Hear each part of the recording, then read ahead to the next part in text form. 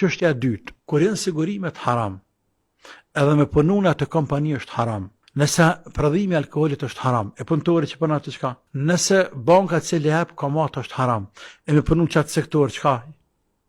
Çka bën ajo? Nëse mishi i dirrit është haram, edhe është haram për ne muslimanëve. E tash me punu një thërtore të dirrit, çka i bën? I bën haram edhe punëtorin punu aty. Nëse në kazino është haram, edhe puna që bën kazino çka është? Është haram. Sepse veprimi i cili bëhet në kazino është këtë haram. Andaj edhe puna të është haram. Dhe kështu me radhë. Pra puna në për kompanitë sigurimit, më parim është haram. Më parim është haram. Ka me dikush aty, o hy, nuk ka gjithë vend punës tjetër, apo është o zuma si ka hy aty, edhe hajdet me gjithë një vend tjetër punës, respektivisht më mënu me gjithë një vend punës.